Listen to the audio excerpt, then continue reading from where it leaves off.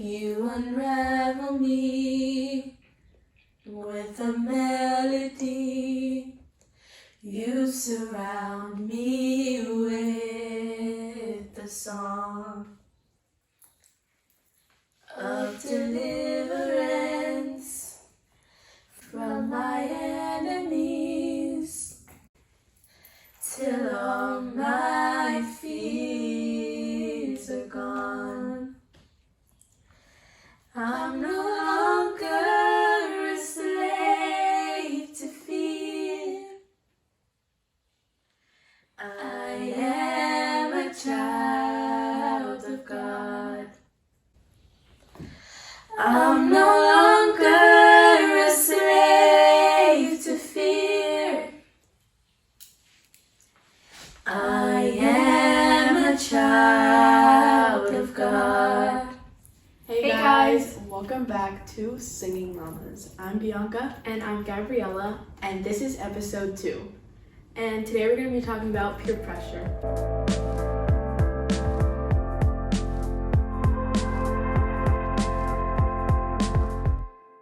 Peer pressure, I think, is a very important topic considering that we are very close to September, which is the start of school, which no one likes. But we are coming to a point where most of us are maybe going to high school, or we're moving up a level, we're moving up a grade, and I feel like a lot of us have experienced peer pressure, and if not, we are entering a stage where we're about to get peer pressured a lot. This topic and things we're going to say today can help a lot with those going through that right now. Yeah, so we're going to talk about our stories on how we've been peer pressured before and tips and tricks on how to stop yourself from getting peer pressured easily.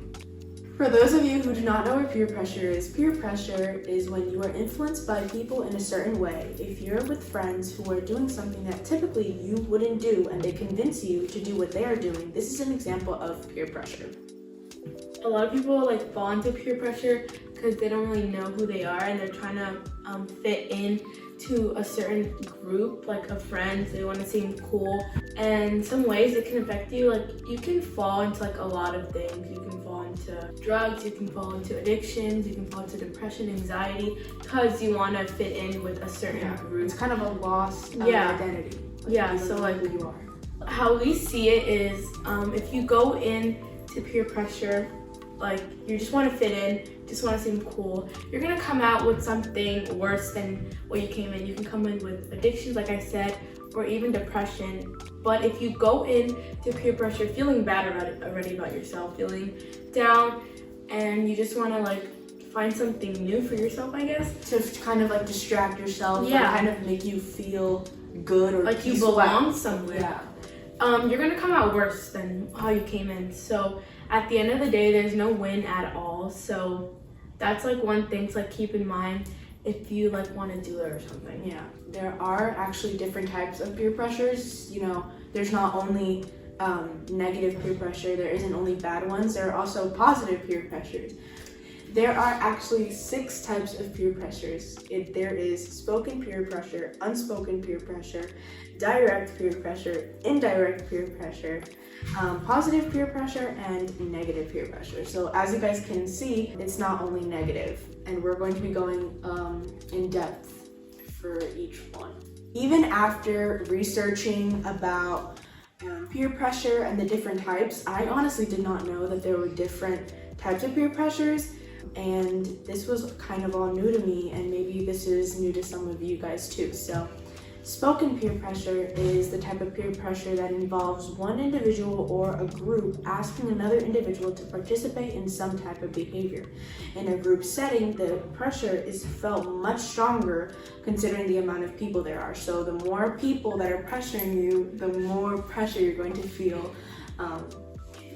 That's one of the main peer pressures that you mostly see. Mostly see a group of people either telling you to do something or signaling you to do something, and then you fall into that. And like you said, the more people, the more you're gonna feel left out. So that's the easiest to fall into. Yeah. The second peer pressure is unspoken peer pressure, and this type of peer pressure involves a person being exposed to a certain behavior / trends of others and feeling the pressure to join in. So basically, if you see a trend, whether it be good or bad, that's why it's called unspoken peer pressure, because people aren't telling you verbally to do it. You feel pressured by yourself because you're like, oh, I'm feeling left out. I feel like I'm not going to be cool enough if I don't do this. So you pressure yourself into joining the trend or activity that is going on. So unspoken peer pressure is like you yourself. It's like no one around you. It's you, your internal voice, like telling you to do something. Like she said, like the trend. Like if you go on social media and see somebody doing something, you're like, oh, this looks fun, or like this seems cool. So like you do it yourself without them directly telling you to do it. You're pressuring your own self. The third peer pressure is direct peer pressure, and it is when you are in a group and a group of people are doing something, a certain thing, and you are uncomfortable, so you do whatever they're doing, even though they aren't telling you directly. And I know it's kind of confusing because it says direct peer pressure, but it would make more sense if it was indirect peer pressure, because they're not telling you verbally to do it, but you are just kind of feeling uncomfortable how everyone, for example, is doing something specific and you're like the only one not doing it. And it's kind of similar to unspoken peer pressure, because when everyone's doing something that you are not doing, it makes you pressure yourself, and it's like, oh my god, like, should I do it? I pressure myself all the time into doing something or thinking something. Like I overthink so bad, and I feel like a lot of people can relate to this because I'm not the only overthinker. So like if you're at like a party or something, like everyone's like drinking or like even smoking, and you're like the only one sitting there. Yeah. Right. That feels like kind of awkward, and you're just like left out from everything. So you're like, do you want to smoke? Like, like it's most likely you're gonna say yes, because like everyone's doing it around you. Indirect peer pressure. This type of peer pressure is less aggressive on your internal voice, and it can drive you to behave a certain way. So it's like it takes you to do an activity that you want to try, but like you haven't tried yet.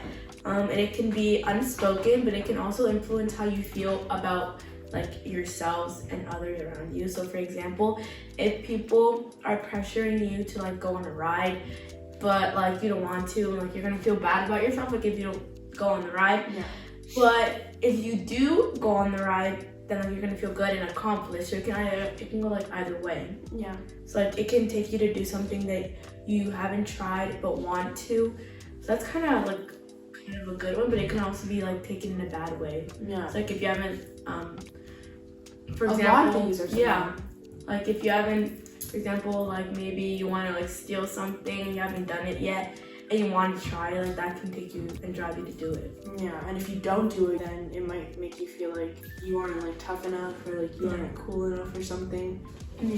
So positive peer pressure is like one of the only good ones that doesn't go both ways. So it's when you're being pressured to do something positive that you don't like want to do. So like for example, if you're doing like a preaching, you like don't want to do it, and like your teachers or like your friends like tell you, oh, like go do like this preaching. Like you can minister to people and stuff like that, but like you really don't want to do it because you're like shy or like you're too scared, and then you end up doing it. That's a good and positive peer pressure. Like you can end up ministering to a lot of people around you, so it has a good result. And the final one is negative peer pressure, which is being peer pressured to do something negative, whether it be like drinking or taking drugs. You can get like peer pressure to take something that somebody is like offering you without like knowing what it is, like an edible, for example. You might get tricked, like, oh, like these are one of the yummy good brands of gummies, like the big ones. Toma, like you eat it and then you're high. Wait, can you get high from that? Yes. Yeah, and then you get high. And now you got yourself in a bit in trouble because you took something that you didn't even know what it was. Yeah. So be careful. That's why even now, like I do not trust anybody in la calle. I do not trust anybody in the streets. Because even your own friends. For real. Even your own friends can turn your back. They can stab you in the back. Yeah, so like all these like peer pressure, except for the good one that we mentioned, can trigger like depression, it can trigger anxiety, even like overthinking. Yeah. And you can like one of the reasons for this, like we said in the beginning, is loss of identity, like you don't know who you are, or like you're trying to fit in.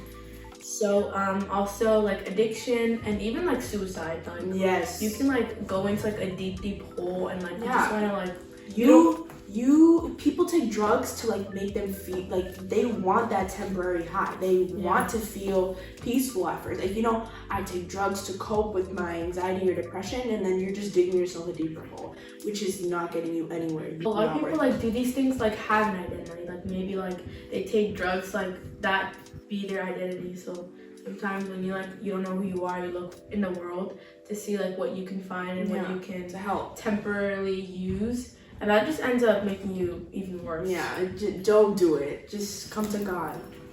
Okay, so now we're going to talk about our stories on how we've been peer pressured. And I can't take mine seriously because you might be expecting something, how God taught me a lesson and how stuff like that. But really, it's just like so childish. So I was in 2nd grade when this happened, and we would sit in groups.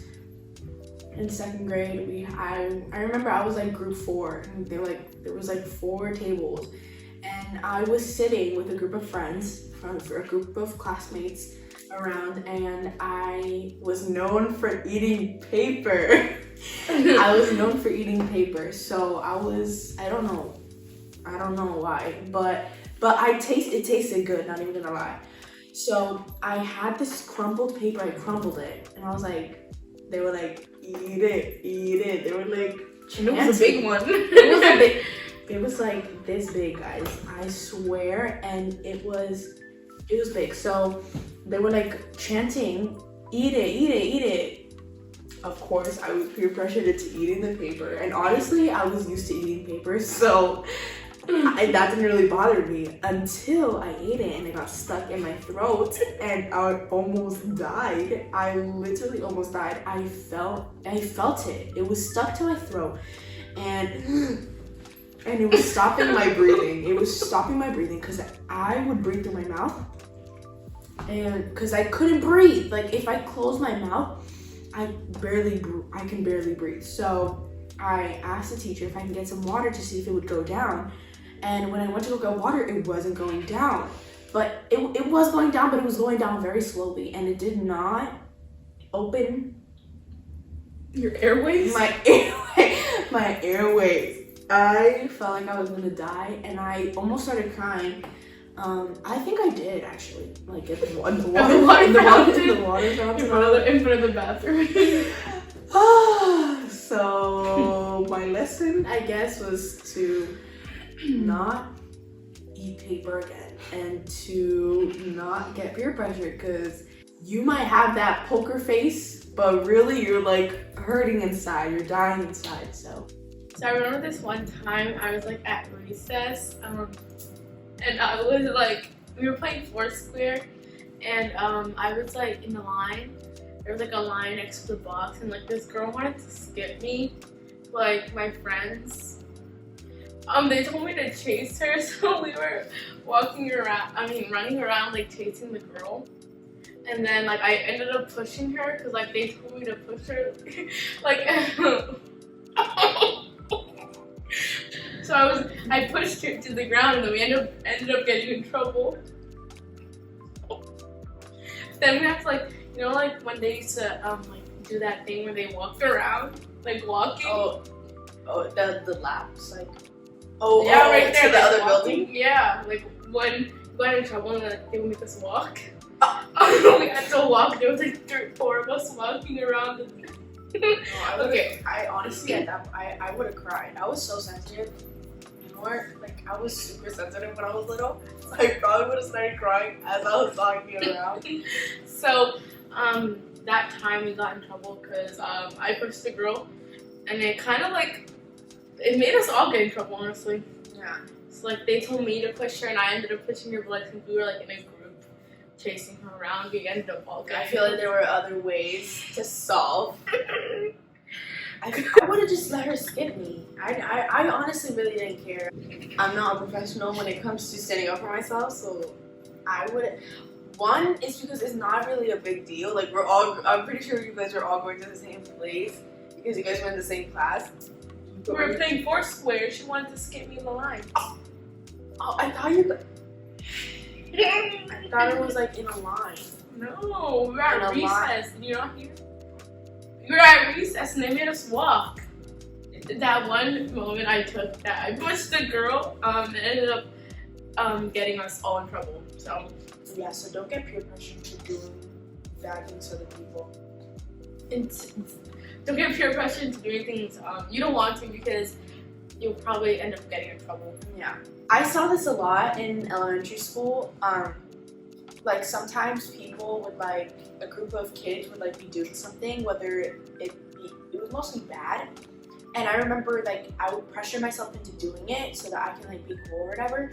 And the minute I do it, I get in trouble. Literally, Like, bro. I don't know why It's like that happened. It's like that's when they see you. Yeah, exactly. Like nobody else you got in see- trouble when they were doing it, but then when you do it, when bro. they doing it, you don't see me. But as the minute I get up and do it, that's when they wanna. Yeah. So in Isaiah 41:10, it says, "Fear not, for I am with you. Be not dismayed, for I am your God. I will strengthen you and I will help you. I will uphold you with my righteous hand." The good news.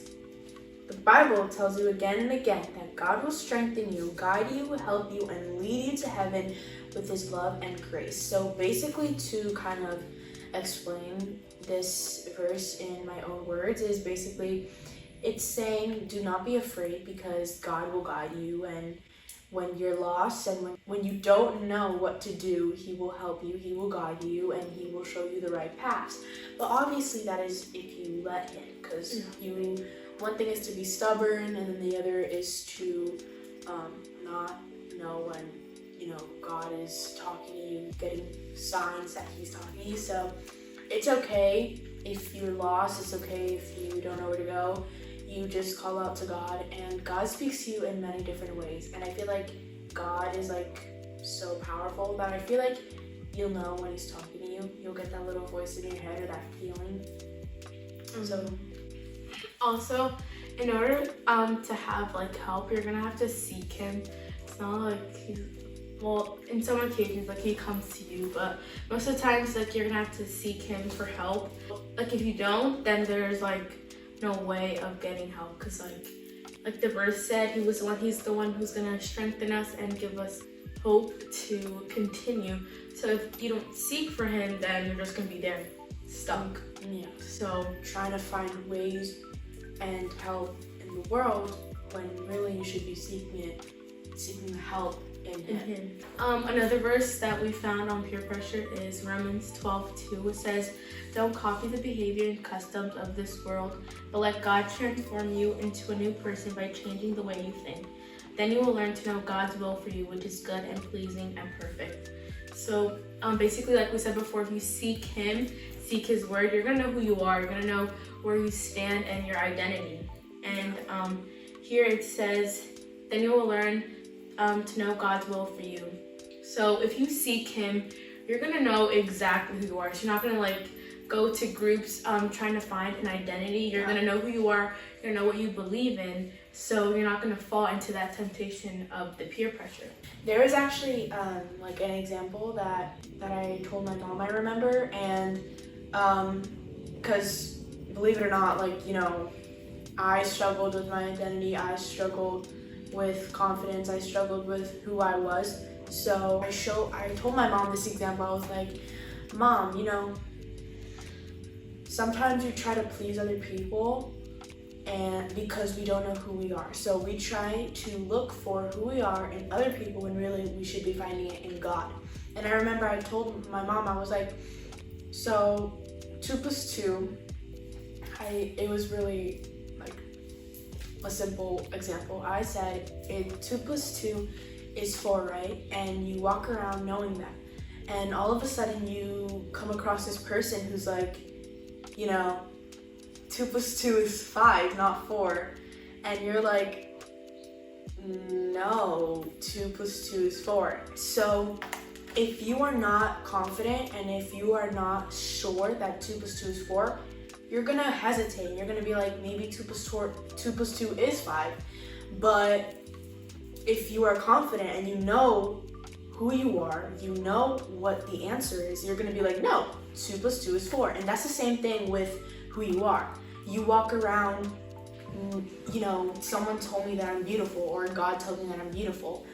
And you walk around thinking that you're beautiful and stuff like that, and all of a sudden you come across this person, you're like, oh my God, you're ugly. And if you're not confident, you're not secure on who you are and your identity, you're gonna be like, wait, am I ugly? And you're gonna be walking around, because that's what I did. I was like, wait, Mom, am I really ugly? You're gonna be questioning how you look, who you are, and you're gonna live your whole life trying to please other people, when really your true identity is in God. So the more you seek Him, the more secure you will be on who you are and your identity. But if you are so surrounded by the things of the world and you're following all these customs and activities that the world has to offer, you're going to be living your whole life trying to find out who you are and what is your calling, what path am I supposed to take. And a lot of people come to either church or even God broken, and in the verse it says, let God transform you into a new person, a new way of thinking.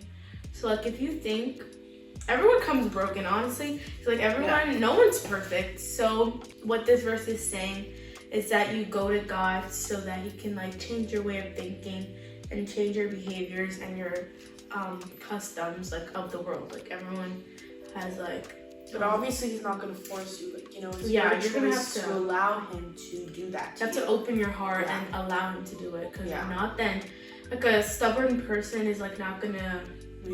He's not gonna want to do something. He's not gonna let anyone change his mind.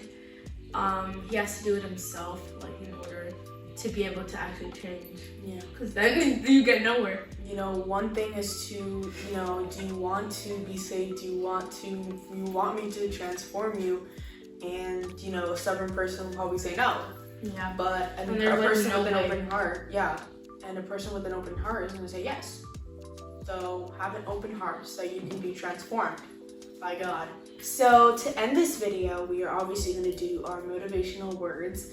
So one thing that I have to say is never change for anybody and never let anyone tell you who you are, because to be honest, not everyone will like you, and for who you are, not everyone is going to like you. There's always going to be haters, there's always going to be someone who wants to hate you, and that can be jealousy, that can be this, that can be that, but the important thing is that you know who you are and you know that you're beautiful and you're unique and you're made in His image, and that is the only thing that matters. So don't change for anybody, because you are beautiful no matter who says you are not. Also, don't find your identity in other people. So I found myself doing that. Maybe a person might say, oh, you're pretty, or oh, you have a good personality, and then you start believing it. Even though it's good, you start believing it because other people around you are saying it. And if they say, oh, you have a good personality, you're not trying to change because then you think your personality is good the way it is. Right. Because everyone's complimenting you on it. So that's what you base yourself on. And then at the end of the day, you're not happy. You're trying to please other people. So there's no way of happiness in that. So be yourself.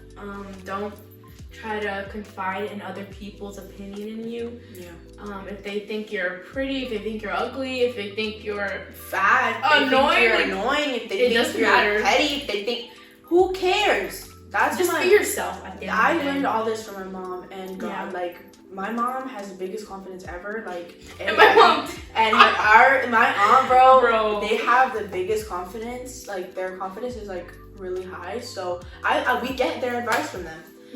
But that is because they know who they are and they're confident. So they don't care what other people say. you have to believe it. Yeah. At the end of the day, if somebody tells you something and you don't believe it, it's not gonna do anything. Bye guys, and always remember, don't be a drama llama, Be be a singing llama.